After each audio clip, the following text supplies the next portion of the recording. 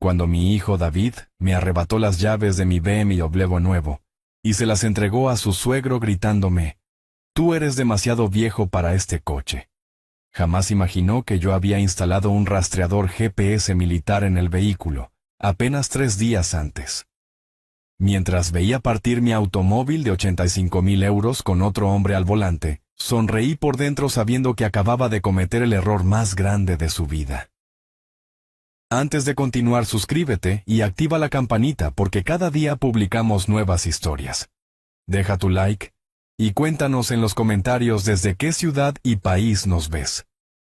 Me llamo Emilio Vázquez Morales, tengo 68 años, y durante 45 años trabajé como técnico especializado en sistemas de seguridad vehicular para empresas de transporte de valores en Barcelona. Esta experiencia me enseñó que en la vida como en mi trabajo, siempre hay que estar 3 pasos adelante de cualquier ladrón, incluso cuando ese ladrón resulta ser tu propio hijo. Todo comenzó el martes 22 de marzo de 2024, una fecha que jamás olvidaré. Después de ahorrar durante 18 meses cada euro de mi pensión y algunos trabajos extras que hacía los fines de semana, finalmente pude comprar el BMW Serie 3 color azul metalizado, que había estado observando en el concesionario Baviera Motors, de la avenida Diagonal durante tanto tiempo. Rafael Ortega Silva, mi mecánico de confianza desde hace 20 años, me había acompañado para revisar el vehículo antes de la compra. Don Emilio me dijo mientras inspeccionaba el motor: «Este coche está en perfectas condiciones con el mantenimiento adecuado, le durará otros 15 años fácilmente». Pagué los 85.000 euros en efectivo, dinero que había guardado religiosamente en una cuenta de ahorro especial. La emoción de conducir mi primer automóvil de lujo a los 68 años era indescriptible. Durante toda mi vida había manejado coches usados, siempre priorizando las necesidades de mi familia por encima de mis propios deseos. Ahora, finalmente jubilado, y con mis obligaciones familiares cumplidas, decidí darme este gusto que tanto había merecido. Sin embargo, conociendo la naturaleza envidiosa de algunas personas cercanas a mí, especialmente mi hijo David, tomé una precaución que resultaría ser la decisión más inteligente de toda esta historia. El viernes 25 de marzo, 3 días después de comprar el BMW, visité discretamente a un antiguo colega de trabajo, Miguel Torres Rodríguez, quien ahora dirigía una empresa de seguridad privada. «Miguel», le dije, «necesito que instales el mejor sistema de rastreamiento que tengas en mi coche nuevo, algo que sea completamente invisible y que funcione con tecnología militar». Miguel sonrió conociendo mi historia laboral. «Emilio, tengo exactamente lo que necesitas. Es un dispositivo que usamos para proteger vehículos de alto valor, imposible de detectar, y con batería de 5 años. El dispositivo fue instalado en una ubicación tan secreta que ni el mecánico más experto podría encontrarlo sin saber exactamente dónde buscar. Además, contraté un seguro especial contra robo con la compañía Mapfre, pagando una prima adicional de 1.200 euros anuales. El agente Carlos Mendoza Herrera me explicó que el seguro cubría no solo el robo, sino también el uso no autorizado del vehículo por terceros. Estas precauciones resultaron ser proféticas, porque apenas una semana después, comenzaron los comentarios envenenados de David durante la cena dominical del 4 de abril, en mi casa de la calle Muntaner. «Papá», dijo David mientras cortaba su bistec, «¿no crees que es un poco exagerado que un hombre de tu edad conduzca un coche tan potente? Antonio, mi suegro, siempre dice que después de los 65 años, se pierde mucha agilidad al volante». Su esposa Patricia se rió disimuladamente agregando: «Además, don Emilio, ese coche debe consumir muchísima gasolina. ¿No será más práctico algo más económico?». En ese momento debí haber reconocido las señales de advertencia, pero, como padre confiado, simplemente respondí: «He conducido durante 50 años sin un solo accidente grave. Creo que puedo manejar mi propio automóvil». David intercambió una mirada significativa con Patricia que en ese momento no supe interpretar correctamente. Durante las siguientes semanas las insinuaciones se volvieron más directas y descaradas. El domingo 28 de abril de 2024. Mi mundo cambió para siempre, cuando David llegó a mi casa acompañado de Patricia y Antonio Jiménez Castillo. Su suegro, con una actitud que jamás había visto en mis 42 años como padre. Eran las 3:30 de la tarde cuando escuché el timbre insistentemente. Al abrir la puerta, David entró sin siquiera saludarme, seguido por Patricia, que llevaba una sonrisa extraña en el rostro. Y Antonio, un hombre corpulento de 65 años con aspecto arrogante, que apenas había cruzado palabras conmigo, en las pocas ocasiones que coincidimos en reuniones familiares. «Papá, tenemos que hablar sobre una decisión importante», declaró David plantándose en medio de mi sala con los brazos cruzados. Su tono era completamente diferente al del hijo respetuoso que creía conocer. «Es sobre tu BMW. Hemos estado pensando y creemos que es hora de que hagas algo responsable con ese automóvil». Patricia se acomodó en mi sofá como si fuera la dueña de la casa, sacando su teléfono móvil y comenzando a grabarnos. «Don Emilio», dijo con voz melosa pero falsa, «sabemos que usted pagó mucho dinero por ese coche, pero seamos realistas. A su edad, conducir algo tan potente es peligroso para usted y para todos los demás conductores». Antonio, que hasta ese momento había permanecido callado, observando mi sala, se acercó y puso su mano pesada sobre mi hombro. «Emilio, yo tengo experiencia manejando vehículos de alta gama. Trabajé 30 años como chofer ejecutivo para empresarios importantes de Madrid. Sé exactamente cómo tratar un BMW de esas características. Tú, con todo respeto, apenas has manejado coches viejos toda tu vida». La sangre comenzó a hervirme, pero mantuve la calma esperando entender hacia dónde se dirigía esta conversación tan extraña. «¿Qué exactamente están sugiriendo?», pregunté mirando fijamente a David, quien evitaba mi mirada directa. «No estamos sugiriendo nada, papá. Te estamos informando de una decisión que ya tomamos por tu propio bien», respondió David con una frialdad que me atravesó el corazón como una navaja. «Antonio necesita un vehículo confiable para sus trabajos, y tú necesitas algo más adecuado para tu edad. Es una situación que beneficia a toda la familia». Patricia dejó de grabar momentáneamente, y agregó: «Además, don Emilio, piense en lo feliz que se sentirá sabiendo que su coche está en manos expertas. Antonio ha manejado Mercedes, Audis, BMWs, de empresarios millonarios. Él realmente sabe valorar y cuidar un automóvil de lujo». En ese momento comprendí que no estaban pidiendo mi opinión. Estaban exigiéndome que entregara las llaves de mi BMW como si fuera un objeto que podían redistribuir según su conveniencia. La humillación que sentí fue tan profunda que por unos segundos no pude articular palabra alguna.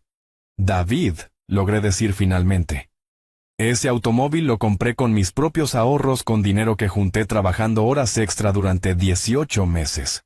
No es un regalo que puedas repartir a tu antojo». Mi voz temblaba no de miedo, sino de indignación contenida. Antonio se rió con desdén. «Emilio, no seas terco. Mira la realidad. Eres un hombre mayor, probablemente tu vista ya no es la misma, tus reflejos están disminuidos. Ese coche es demasiado para ti. Yo, en cambio, estoy en perfectas condiciones físicas, y tengo la experiencia necesaria». David se acercó más, alzando la voz por primera vez en toda la conversación. «Papá, deja de comportarte como un niño caprichoso. Antonio sabe manejar mejor que tú, tiene más experiencia, y nosotros sabemos lo que es mejor para todos. Tú eres demasiado viejo para ese coche». Las palabras de mi hijo me golpearon con más fuerza que cualquier puñetazo físico. Patricia aplaudió teatralmente, grabando mi reacción. «Exacto. Don Emilio, su hijo, tiene razón. Usted ya cumplió su etapa de conductor. Ahora es momento de que alguien más competente use ese BMW como se merece». Antonio extendió su mano hacia mí con una sonrisa victoriosa. «Dame las llaves, Emilio. No hagamos esto más difícil de lo necesario. El coche estará en mejores manos. Te lo prometo». En ese momento sentí como si todo mi mundo se derrumbara. Mi propio hijo, la persona por quien había sacrificado tanto durante toda mi vida, me estaba tratando como si fuera un incapaz, un estorbo. alguien que no merecía disfrutar del fruto de su propio trabajo. Con el corazón destrozado pero fingiendo derrota, caminé lentamente hacia la mesa donde tenía las llaves del BMW. Patricia seguía grabando susurrando comentarios como, «Esto es lo mejor para todos». ¿Y qué responsable es David cuidando a su papá? Tomé las llaves con manos temblorosas no por miedo, sino por la rabia contenida, y se las entregué a Antonio. «Aquí tienes», dije con voz quebrada interpretando perfectamente el papel del anciano derrotado que ellos esperaban ver. Antonio tomó las llaves con una sonrisa triunfal y las mostró a la cámara de Patricia. «Perfecto, ahora este BMW tendrá un verdadero conductor. Emilio, no te preocupes, cuidaré tu coche como si fuera mío». David asintió satisfecho como si acabara de resolver un problema molesto. Los tres salieron de mi casa dirigiéndose hacia mi BMW estacionado en la entrada. Patricia siguió filmando mientras Antonio se acomodaba en el asiento del conductor, ajustando los espejos con familiaridad sospechosa, como si ya hubiera estado planeando este momento. Desde mi ventana los observé arrancar mi automóvil y alejarse por la calle llevándose consigo no solo un vehículo de 85,000 euros, sino también la poca confianza que me quedaba en mi propio hijo. Sin embargo, mientras veía desaparecer las luces traseras de mi BMW, no pude evitar sonreír ligeramente. Ellos no tenían idea de lo que acababan de desencadenar. El lunes 29 de abril, amaneció gris y lluvioso exactamente como mi estado de ánimo después de la humillación del día anterior. Sin embargo, mi dolor se transformó rápidamente en determinación, cuando decidí actuar de inmediato para recuperar lo que legalmente me pertenecía. A las 8 de la mañana me dirigí directamente a la comisaría de los mozos de escuadra en la Rambla del Raval. El agente de guardia Jordi Batalla Sánchez me recibió con profesionalidad cuando le expliqué la situación. «Señor Vázquez», me dijo revisando mis documentos, «entiendo su preocupación, pero si su hijo tenía algún tipo de autorización». Agente Batalla, lo interrumpí mostrándole la documentación original del vehículo. Mi hijo no tenía ninguna autorización legal para entregar mi automóvil a terceras personas. Esto constituye apropiación indebida y posible falsificación documental, si utilizó algún papel para justificar la transferencia. El policía estudió cuidadosamente los papeles del BMW, todos a mi nombre, con matrícula BCN 7854 HM. «Tiene razón, señor. Vamos a levantar un acta de denuncia inmediatamente. ¿Sabe usted dónde se encuentra actualmente el vehículo?», fingí incertidumbre, aunque sabía perfectamente que el rastreador GPS me permitiría localizarlo en cualquier momento. «No estoy seguro, agente. Mi hijo mencionó que su suegro lo necesitaba para trabajos, pero no especificó dónde ni por cuánto tiempo». Mientras el agente Batalla redactaba la denuncia, aproveché para llamar discretamente a mi vecina Carmen Ruiz Moreno, una mujer de 73 años que había presenciado parte del altercado del día anterior desde su balcón. «Doña Carmen», le dije, «¿podría usted testificar sobre lo que vio ayer en mi casa? Necesito documentar que mi hijo se llevó mi coche sin mi consentimiento real». Carmen, indignada por lo que había presenciado, aceptó inmediatamente. «Don Emilio, lo que hicieron con usted fue una vergüenza. Por supuesto que testificaré. Vi claramente cómo lo presionaron y lo obligaron a entregar las llaves. Eso no fue una donación voluntaria».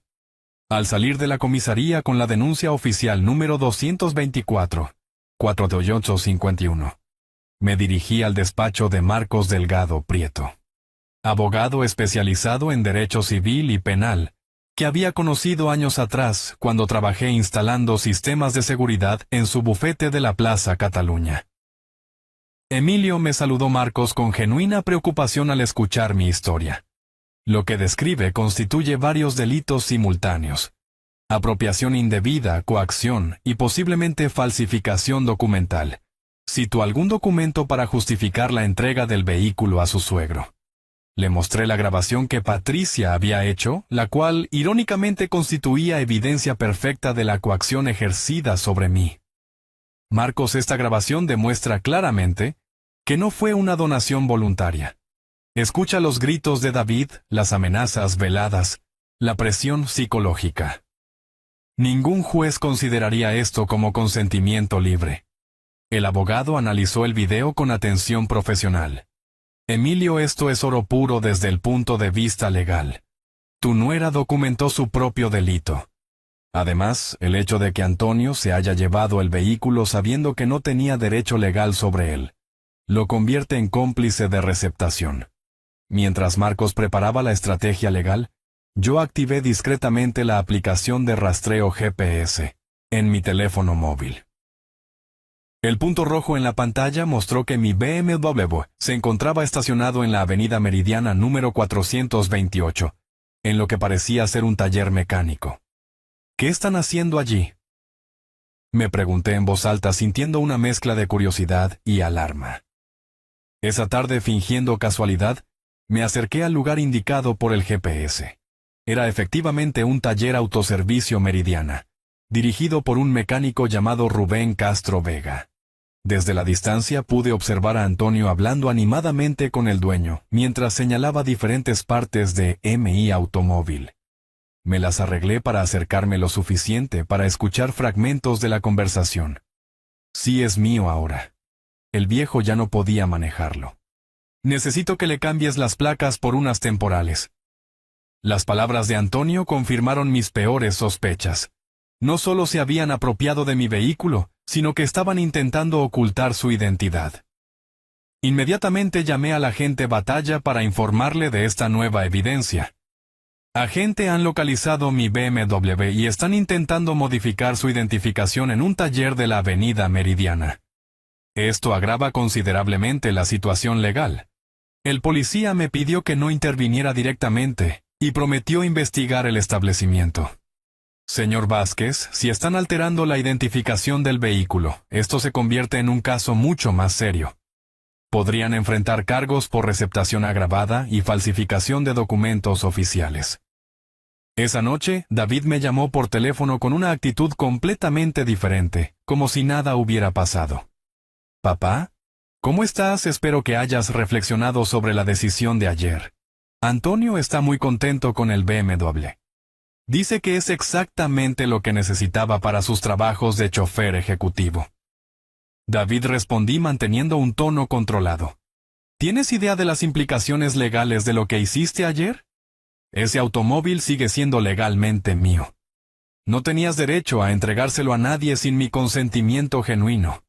Mi hijo se rió con desdén. Papá, no exageres. Tú mismo entregaste las llaves. Todos lo vimos. Patricia lo grabó.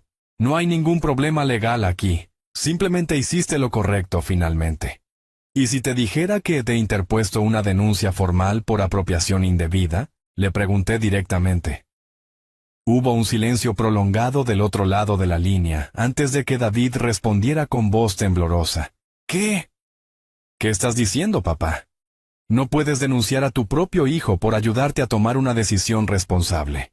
David, lo que hicieron ayer no fue ayudarme, fue robarme. ¿Que ahora Antonio está intentando cambiar las placas de mi automóvil en un taller clandestino? ¿Sabías eso también? El pánico en la voz de mis hijos se hizo evidente. Papá, espera. Podemos arreglar esto. No tiene por qué llegar a los tribunales. Somos familia. Podemos encontrar una solución. La única solución, David, es que devuelvan inmediatamente mi vehículo y se disculpen públicamente por la humillación que me hicieron pasar. De lo contrario, esto seguirá su curso legal natural. Colgué el teléfono sintiendo una extraña mezcla de tristeza y satisfacción. Por primera vez en 24 horas, era yo quien tenía el control de la situación. El martes 30 de abril me reuní temprano con Marcos Delgado Prieto en su despacho para desarrollar la estrategia legal que devolvería mi BMW y enseñaría una lección permanente a quienes habían osado humillarme. La reunión resultó ser mucho más productiva de lo que había imaginado. Emilio, comenzó Marcos extendiendo varios documentos sobre su escritorio de caoba. Después de analizar cuidadosamente tu caso, puedo confirmar que tienes fundamentos legales sólidos para múltiples acciones judiciales simultáneas. No estamos hablando solo de recuperar tu vehículo, sino de establecer precedentes que protejan tu dignidad y patrimonio. El abogado me explicó detalladamente cada aspecto legal. Primero tenemos apropiación indebida agravada contra David, por haberse apoderado de tu BMW mediante coacción psicológica documentada en video. Segundo, receptación consciente contra Antonio, por aceptar y utilizar un bien que sabía no le pertenecía legalmente. Tercero, tentativa de falsificación documental por intentar alterar la identificación del vehículo. Marcos continuó. Además, el hecho de que Patricia grabara toda la escena de coacción nos proporciona evidencia irrefutable. En derecho penal español, la coacción se define como obligar a alguien a hacer algo mediante violencia física o moral. Los gritos, las descalificaciones por edad y la presión grupal constituyen violencia psicológica clara. Le mostré la aplicación GPS de mi teléfono, donde el punto rojo indicaba que mi BMW seguía en el taller de la Avenida Meridiana. Marcos, tengo localización exacta del vehículo en tiempo real. Además, ayer confirmé que Antonio está intentando modificar las placas identificatorias, lo cual agrava significativamente los cargos. El rostro de mi abogado se iluminó. Tienes rastreador GPS instalado, Emilio. Esto es perfecto. No solo podemos demostrar dónde está el vehículo, sino también documentar todos sus movimientos desde el momento del robo. Esto convierte tu caso en prácticamente incontestable. Marcos me explicó el procedimiento. Presentaremos una denuncia ampliada incluyendo los nuevos elementos. Solicitaremos orden judicial de recuperación inmediata del vehículo y medidas cautelares para evitar su salida del territorio nacional. También pediremos indemnización por daños morales y perjuicios económicos. Mientras discutíamos los aspectos legales, mi teléfono sonó. Era Patricia, la esposa de David, con voz claramente alterada. Don Emilio, necesitamos hablar urgentemente. David está muy preocupado por lo de la denuncia. ¿Podemos encontrarnos para resolver este malentendido? Patricia, respondí con calma. No hay ningún malentendido. Ustedes robaron mi automóvil mediante coacción, y ahora están intentando ocultar las pruebas modificando su identificación. Esto ya está en manos de la justicia. Pero don Emilio insistió con tono suplicante. Somos familia.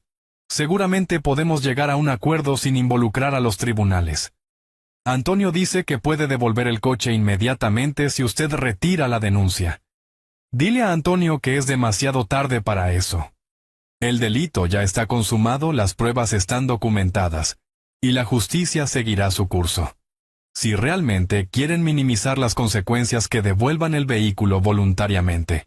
Y se preparen para enfrentar las responsabilidades legales de sus actos. Colgué sintiendo una satisfacción profunda.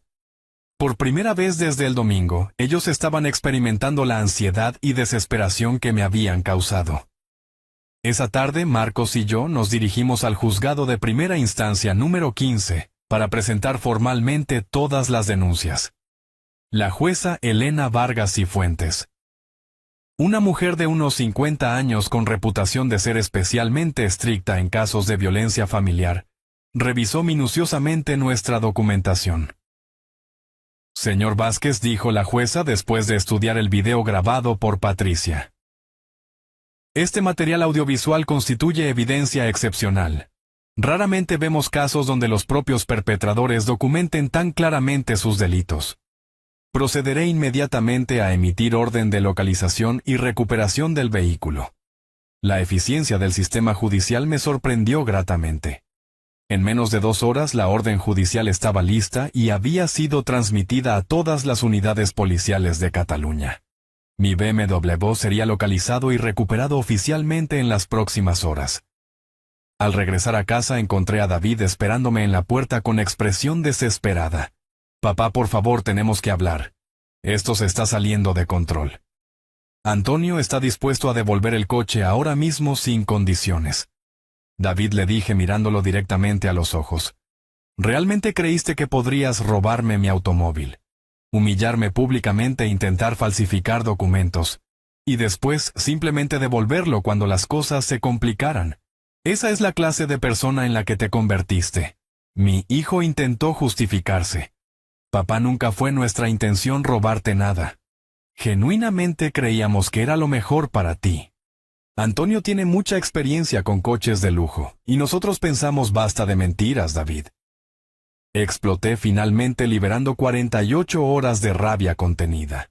No me roben la inteligencia además del automóvil. Ustedes planearon esto, me coaccionaron, grabaron mi humillación e inmediatamente comenzaron a ocultar evidencias modificando las placas.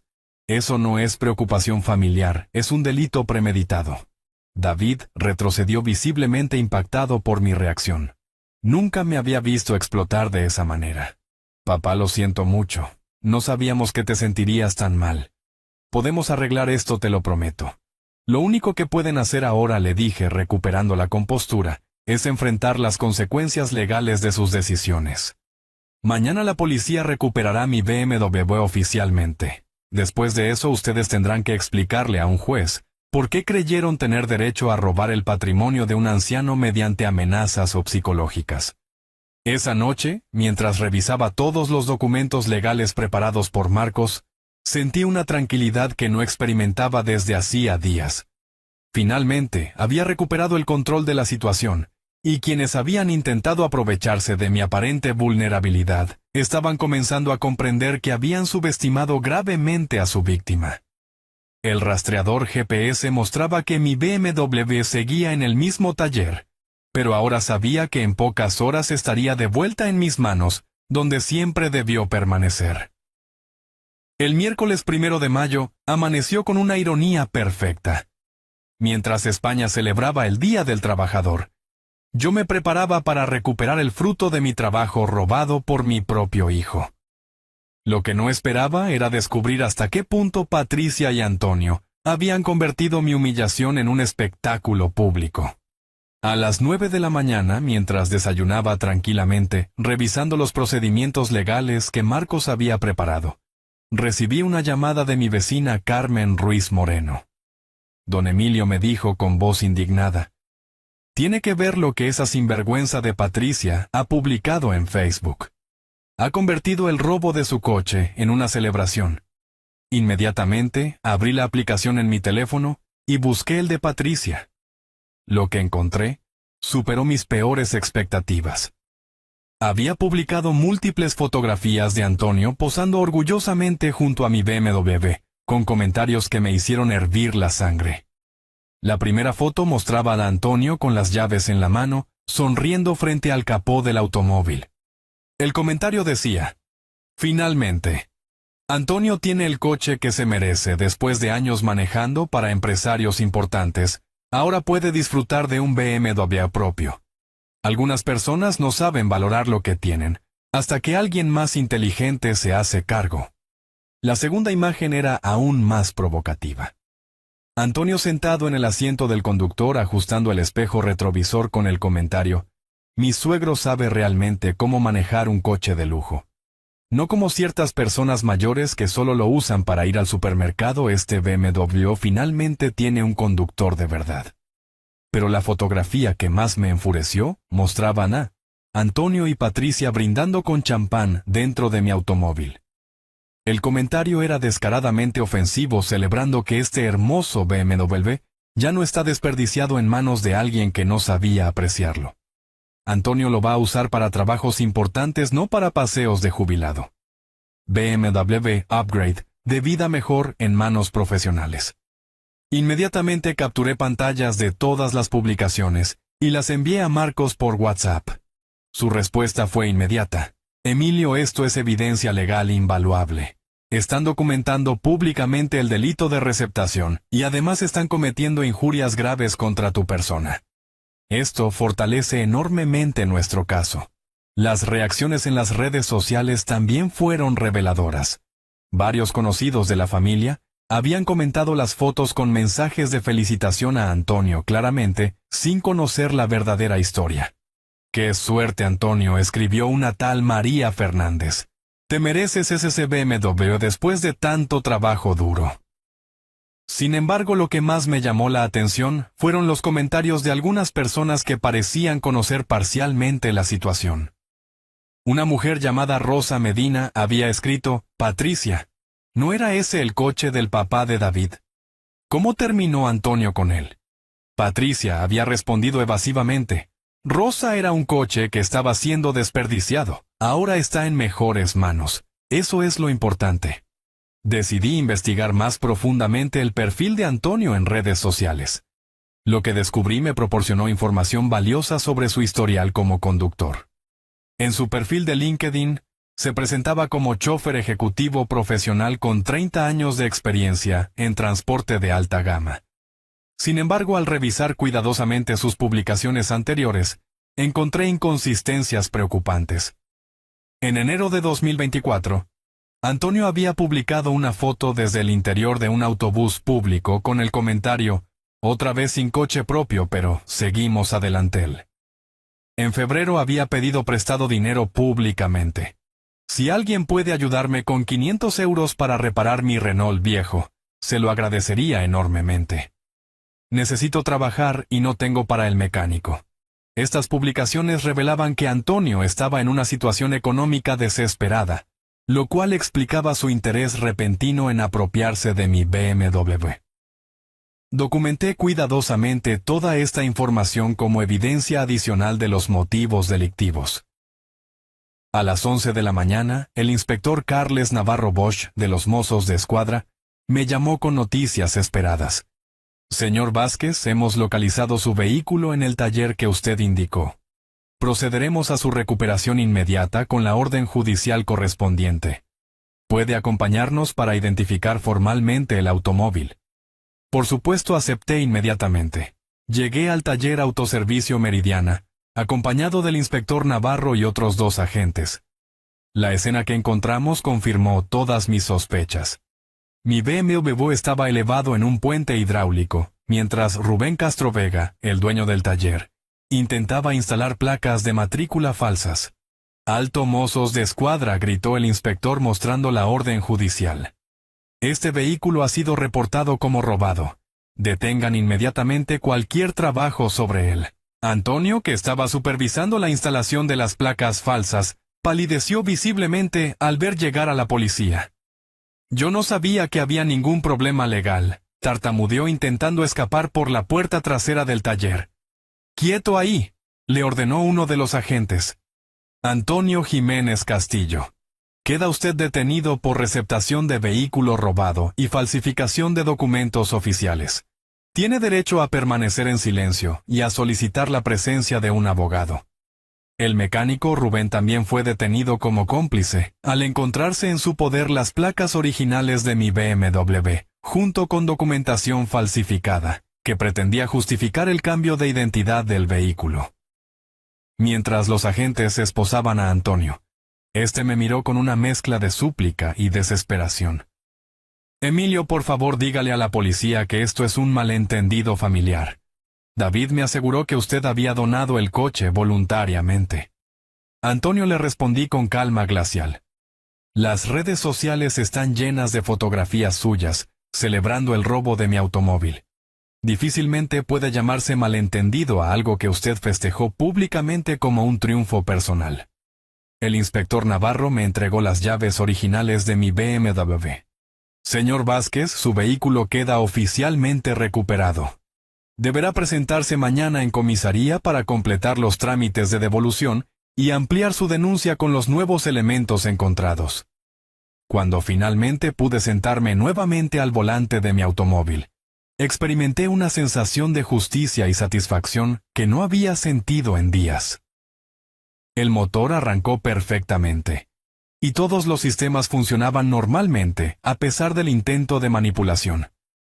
Sin embargo, al revisar el interior del vehículo, descubrí que habían dejado basura, manchado los asientos de cuero y rayado levemente el tablero. Estos daños adicionales constituirían evidencia perfecta para reclamar indemnización por deterioro del bien recuperado. Esa tarde las redes sociales de Patricia cambiaron drásticamente. Todas las fotografías celebrando el robo habían sido borradas, pero yo ya tenía copias de seguridad de todo. Su nuevo estado de Facebook decía simplemente: «A veces las cosas no salen como uno espera. Era demasiado tarde para arrepentimientos». La justicia había comenzado su trabajo. El jueves 2 de mayo se convirtió en el día en que la realidad legal golpeó brutalmente a quienes habían subestimado las consecuencias de sus actos. Mientras conducía mi BMW recuperado hacia la comisaría para completar los trámites, recibí una llamada desesperada de David, que reveló hasta qué punto el pánico se había apoderado de toda su familia. «Papá, detuvieron a Antonio anoche», gritó mi hijo con voz quebrada. «Los abogados dicen que puede enfrentar hasta 3 años de prisión por receptación agravada y falsificación documental. Patricia está histérica. Dice que van a perder su casa si Antonio va a la cárcel. Tienes que hacer algo para detener esto». «¿David?», respondí manteniendo un tono sereno mientras estacionaba frente a la comisaría. «Yo no detuve nada. Ustedes eligieron robar mi automóvil, humillarme públicamente, falsificar documentos y celebrar sus delitos en redes sociales. Ahora la justicia española está haciendo exactamente lo que debe hacer: proteger a los ciudadanos honrados de los delincuentes. Pero somos familia, papá. No puedes permitir que Antonio vaya a prisión por un malentendido». «Un malentendido», repetí con ironía amarga. «No incluye intentar cambiar las placas de matrícula de un vehículo robado en un taller clandestino. Eso se llama ocultación de pruebas, y es un delito grave en cualquier código penal civilizado». Dentro de la comisaría, el inspector Navarro me recibió con documentación adicional que había surgido durante la investigación nocturna. «Señor Vázquez, tenemos novedades importantes. Al revisar el historial de Antonio Jiménez, descubrimos que tiene antecedentes por estafa menor en 2019. Además, el mecánico Rubén Castro confesó que Antonio le había prometido 5.000 euros por cambiar la identidad del BMW. Esta información confirmó que el robo de mi automóvil no había sido una decisión impulsiva, sino un plan calculado para obtener beneficio económico». «Inspector», pregunté, ¿esto significa que Antonio tenía intención de vender mi vehículo? «Exactamente. Castro declaró que Antonio le había mostrado supuestos compradores interesados en adquirir un BMW sin papeles por 50.000 euros. Su plan era venderlo en el mercado negro y embolsarse la diferencia». La magnitud de la traición me impactó profundamente. No solo habían robado mi automóvil para uso personal, sino que tenían intención de venderlo ilegalmente y repartirse las ganancias. Mi propio hijo había participado en una conspiración criminal que me habría despojado permanentemente de 85.000 euros de mis ahorros. El inspector continuó. «También hemos analizado los mensajes de WhatsApp entre David y Antonio, desde la semana anterior al robo. Hay evidencia clara de premeditación. Antonio escribió textualmente: «El viejo no se dará cuenta hasta que sea demasiado tarde. Para cuando reaccione el coche, ya tendrá nueva identidad». Esos mensajes demolían completamente cualquier pretensión de inocencia o buenas intenciones. David había participado activamente en planificar el despojo de mi patrimonio, convirtiéndose en el arquitecto principal de mi humillación. Mientras firmaba los documentos de recuperación oficial del vehículo, mi teléfono vibró con múltiples mensajes de Patricia. «Don Emilio, por favor, necesitamos hablar urgentemente. Antonio está en una celda. David no puede dormir de la culpa y yo estoy embarazada de 3 meses. No podemos permitir que esto destruya a nuestra familia». La mención del embarazo era claramente un intento desesperado de manipulación emocional. Respondí secamente: «Patricia, debieron considerar las consecuencias familiares antes de planificar robar los ahorros de un anciano para vender su automóvil en el mercado negro. Su embarazo no justifica ni excusa los delitos cometidos». A las 2 de la tarde, Marcos Delgado Prieto me citó en su despacho para discutir los desarrollos legales recientes. Su análisis de la situación era devastador para mis atacantes. «Emilio, con la nueva evidencia de premeditación y intención de venta ilegal, estamos ante un caso de asociación delictiva. David, Antonio y posiblemente Patricia pueden enfrentar cargos mucho más severos. ¿Qué significa esto en términos prácticos?», pregunté. «David podría recibir entre 2 y 4 años de prisión por apropiación indebida agravada y participación en organización criminal. Antonio enfrenta hasta 5 años por receptación, falsificación documental y tentativa de estafa. Patricia podría ser procesada como cómplice si se demuestra que conocía el plan de venta ilegal». Marcos extendió sobre su escritorio copias de todos los mensajes interceptados por la policía. Mira esto, Emilio. David escribió. Mi padre nunca sospechará nada. Siempre ha sido demasiado confiado con la familia. Y Antonio respondió. Perfecto. En una semana tendremos 50.000 euros limpios, y él ni siquiera sabrá cómo recuperar el coche. La frialdad calculadora de esas palabras me produjo una mezcla de dolor y furia que jamás había experimentado. Mi propio hijo no solo había participado en robarme, sino que había usado mi confianza paternal como herramienta para facilitar el delito. Hay más, continuó Marcos. Patricia también envió mensajes a amigas presumiendo del plan. Escribió. Antonio va a conseguir un BMW gratis del suegro de David. Los viejos son tan fáciles de manipular cuando creen que es por su propio bien. Esa tarde el fiscal Roberto Mendoza Aguirre me convocó para ampliar mi declaración con los nuevos elementos probatorios. Señor Vázquez, me dijo el fiscal, su caso se ha convertido en ejemplar para combatir este tipo de delitos intrafamiliares. Vamos a solicitar las penas máximas para enviar un mensaje claro. Los vínculos familiares no protegen a los delincuentes. Al salir de la fiscalía, encontré a David esperándome en la puerta con expresión demacrada. No había dormido evidentemente, y su aspecto reflejaba el peso de las consecuencias que finalmente comprendía. Papá, necesito que sepas que nunca quise lastimarte tanto. Todo se salió de control. David, le dije mirándolo fijamente. Los mensajes interceptados por la policía demuestran exactamente lo que querías hacer. Planeaste robar mis ahorros, vender mi automóvil ilegalmente y repartir 50.000 euros mientras yo quedaba despojado y humillado. No hubo nada accidental en sus acciones. Mi hijo intentó justificarse una vez más. Papá, esos mensajes suenan peor de lo que realmente pensábamos hacer. Basta de mentiras, exploté interrumpiéndolo. La policía tiene evidencia completa de su conspiración criminal. Mañana comenzará el proceso judicial formal, y ustedes tendrán que explicarle a un juez por qué creían tener derecho a estafar a un anciano indefenso. Esa noche, mientras revisaba todos los documentos legales, en la tranquilidad de mi hogar, comprendí que había recuperado mucho más que mi automóvil. Había recuperado mi dignidad, demostrado que la experiencia y la inteligencia superan a la juventud arrogante y establecido, que las traiciones familiares tienen consecuencias reales e irreversibles.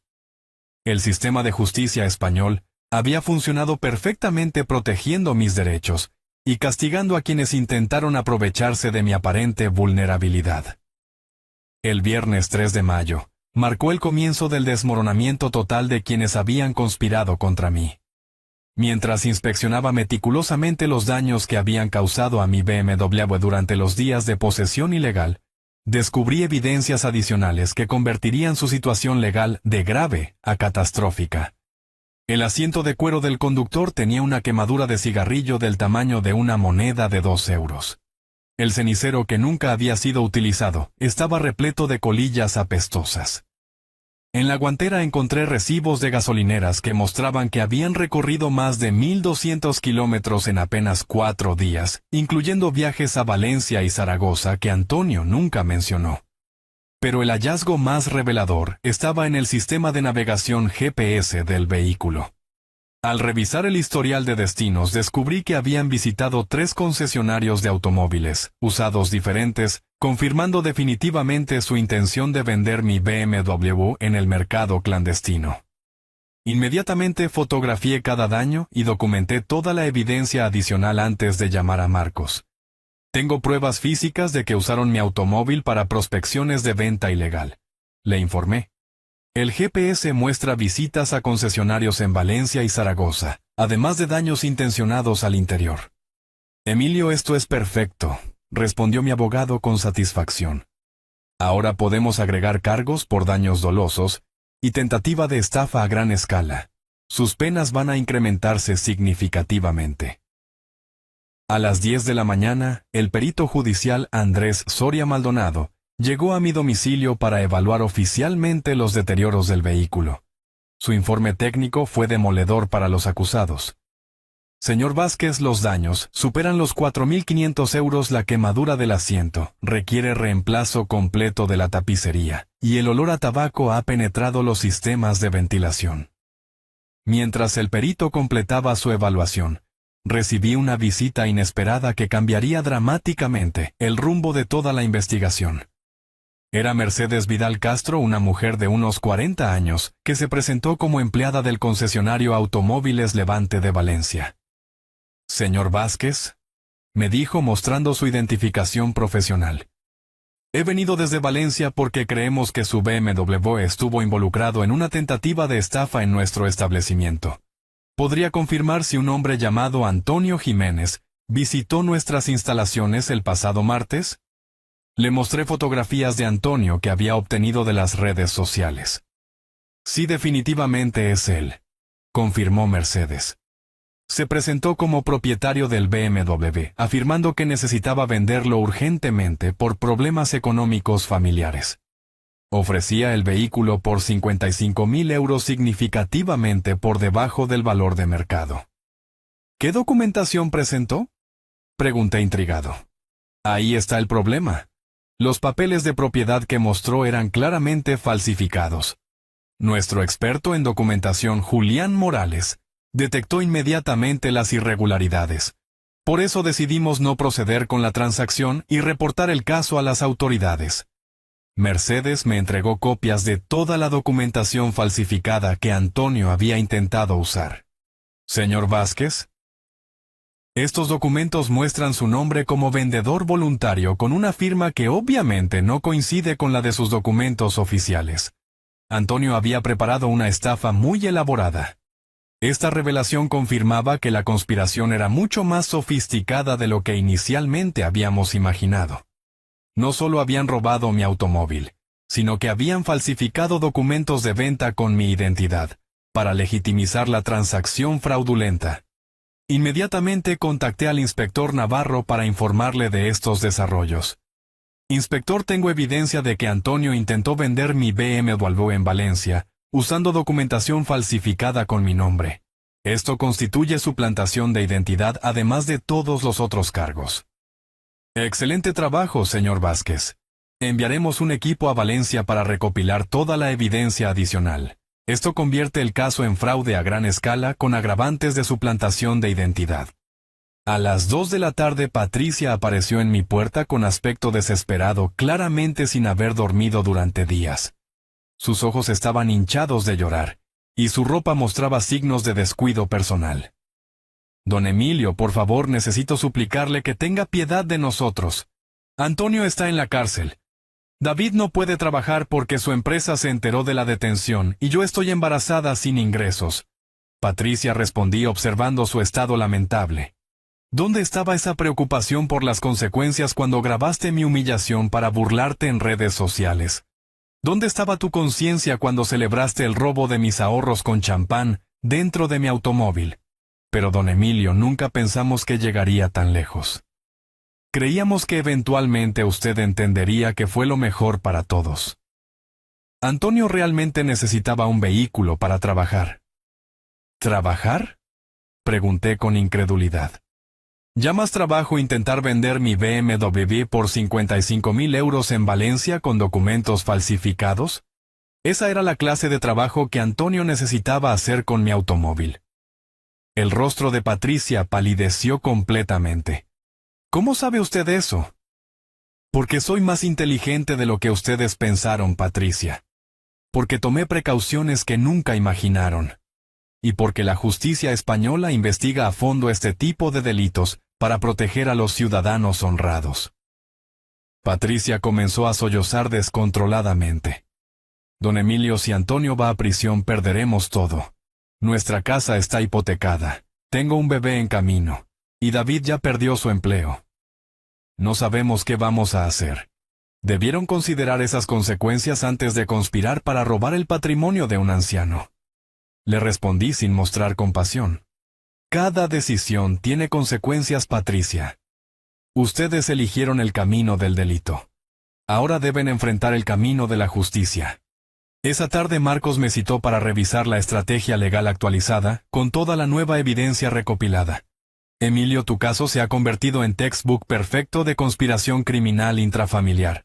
Tenemos apropiación indebida, coacción, receptación, falsificación documental, suplantación de identidad, tentativa de estafa y daños dolosos. Es prácticamente imposible que escapen de penas de prisión significativas. ¿Qué penas específicas están enfrentando?, pregunté. David puede recibir entre 3 y 5 años por liderar la conspiración. Antonio enfrenta hasta 7 años por los múltiples agravantes. Y Patricia podría recibir 2 años como cómplice, aunque el embarazo podría suspender la ejecución de su sentencia.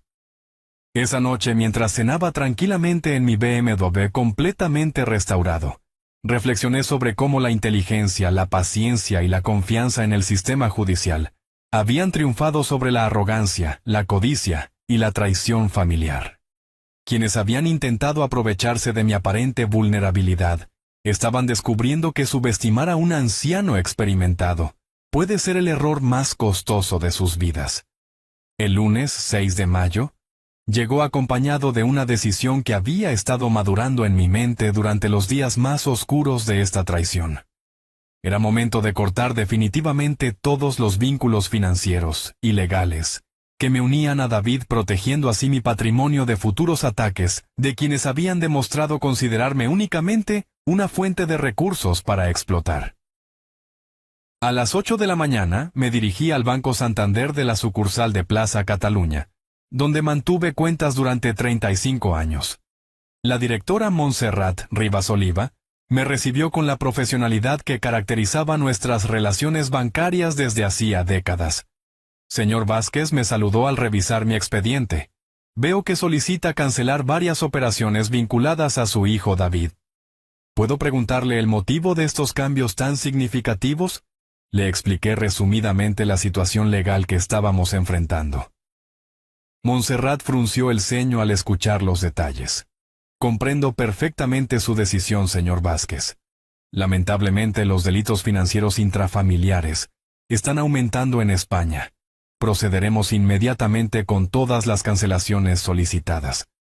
La primera medida fue revocar la procuración bancaria que había otorgado a David hace 12 años, cuando confié en que podría ayudarme con gestiones administrativas en caso de emergencia médica. Esta procuración le permitía acceder a todas sus cuentas corrientes y de ahorro, explicó Montserrat mientras procesaba la cancelación.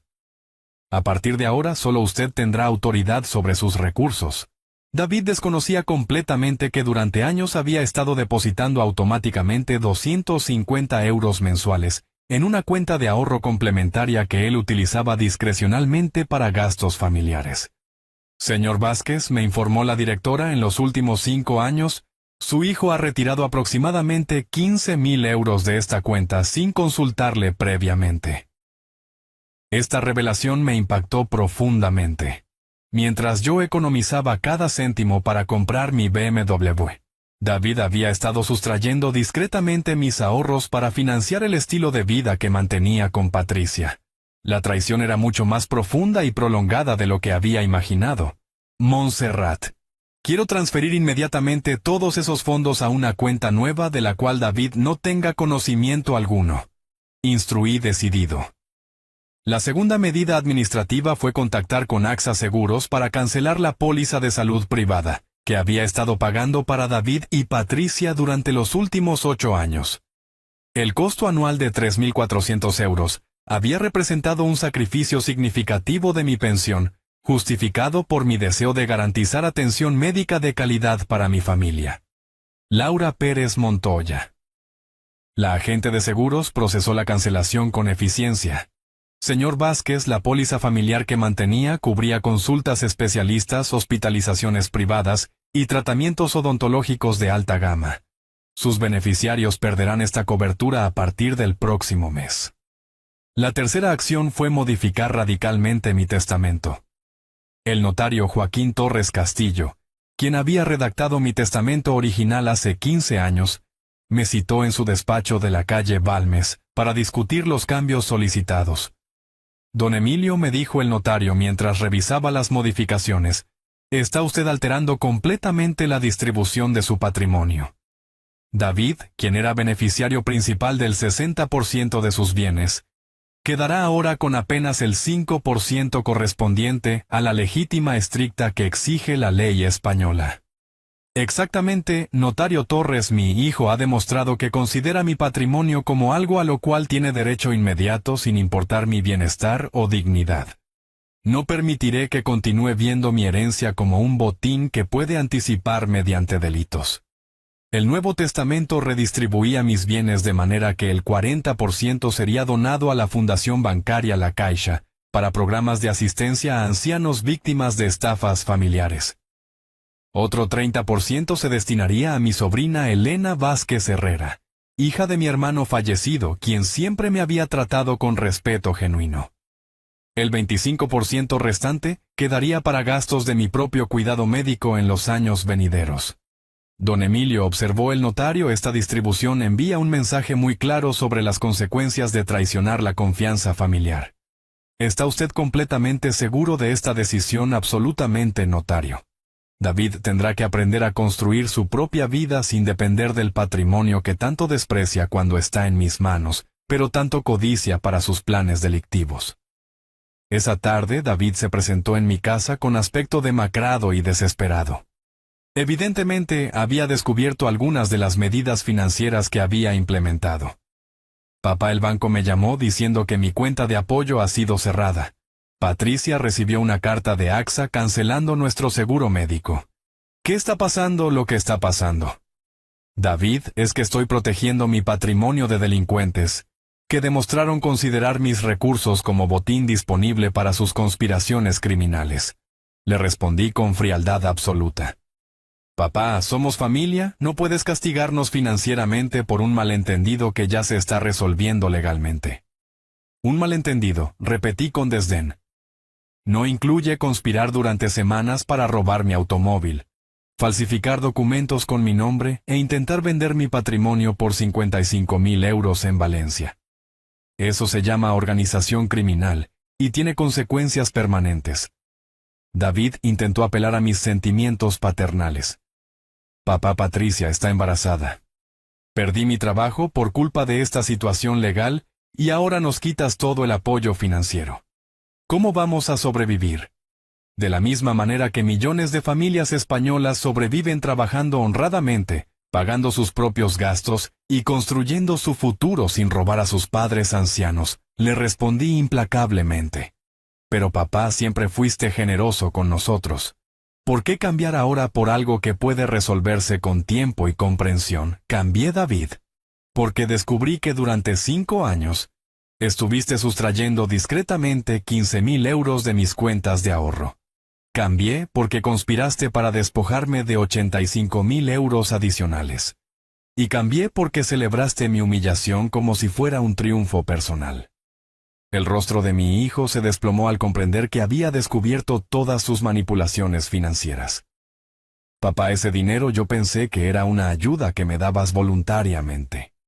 ¿Voluntariamente? ¿Cómo voluntariamente me robaste el BMW, David? Tu concepto de voluntario parece significar tomo lo que quiero sin preguntar. Esa etapa de tu vida ha terminado definitivamente. Esa noche, mientras organizaba todos los documentos legales y financieros que garantizarían mi independencia económica total, experimenté una sensación de liberación que no había sentido en años. Por primera vez desde que David se convirtió en adulto, mis recursos estaban completamente protegidos de manipulaciones y conspiraciones familiares. El precio emocional era alto, pero la dignidad recuperada y la seguridad financiera justificaban completamente cada decisión tomada. El miércoles 8 de mayo, comenzó con una noticia que transformaría definitivamente el panorama legal de toda esta conspiración. El fiscal Roberto Mendoza Aguirre me informó que habían decidido procesar también a Patricia como coautora intelectual del delito, después de descubrir evidencias que demostraban su participación activa en la planificación del robo. Señor Vázquez, me explicó el fiscal durante nuestra reunión matutina, hemos analizado exhaustivamente los mensajes de WhatsApp de Patricia con sus amigas durante las 2 semanas previas al robo. Las conversaciones revelan que ella fue quien sugirió inicialmente la idea de apropiarse de su BMW, manipulando tanto a David como a Antonio, para ejecutar el plan. Me mostró transcripciones de conversaciones que me helaron la sangre. Patricia había escrito a su amiga Cristina Morales: Jiménez David, es demasiado blando con su padre. Ese viejo tiene un coche que vale más que nuestro apartamento, pero lo usa apenas para ir al mercado. Antonio necesita un vehículo decente, y nosotros necesitamos el dinero que podríamos conseguir vendiéndolo discretamente. En otro mensaje, Patricia había detallado específicamente la estrategia psicológica. Vamos a usar la edad del suegro como excusa. Le diremos que es peligroso que conduzca algo tan potente, que Antonio tiene más experiencia. Los viejos son muy sensibles a esos argumentos cuando se los presionas correctamente. Fiscal Mendoza, pregunté sintiendo una mezcla de asombro y repugnancia. ¿Está usted diciendo que Patricia orquestó toda la operación criminal?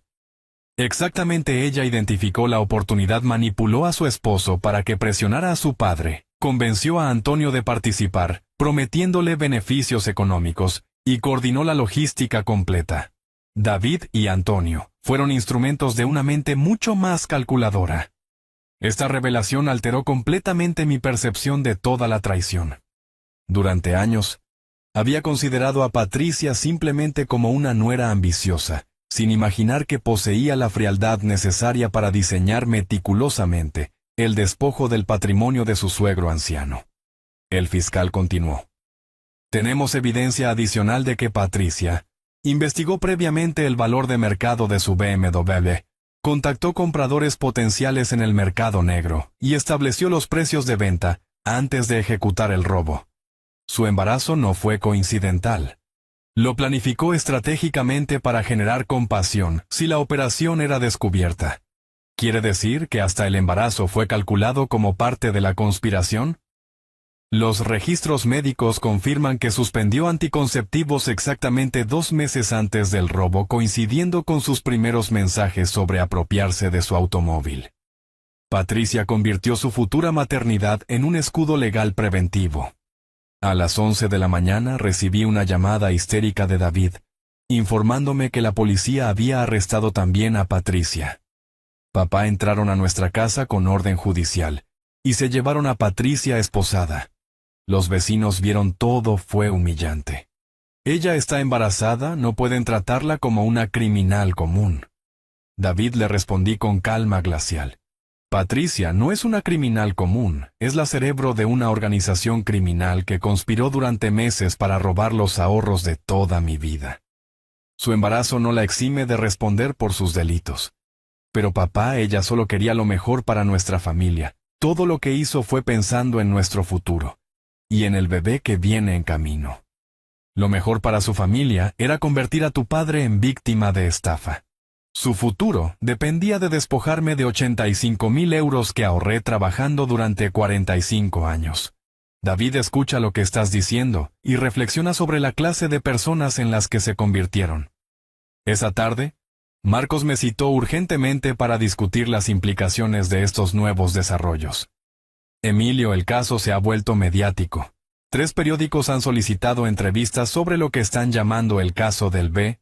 Merubafi, robado por la nuera criminal.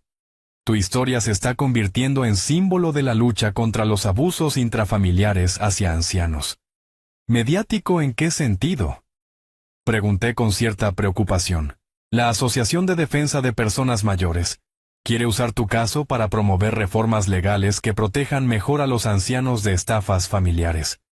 El fiscal general está considerando convertirlo en caso piloto, para endurecer las penas por delitos contra personas vulnerables. A las 4 de la tarde, Antonio fue liberado temporalmente bajo fianza de 20,000 euros, que su hermana consiguió hipotecando su vivienda. Su primera acción fue presentarse en mi domicilio, para suplicar clemencia, completamente quebrado por las semanas en prisión preventiva. Emilio me dijo con voz temblorosa, claramente traumatizado por la experiencia carcelaria: necesito que sepas que yo nunca quise lastimarte.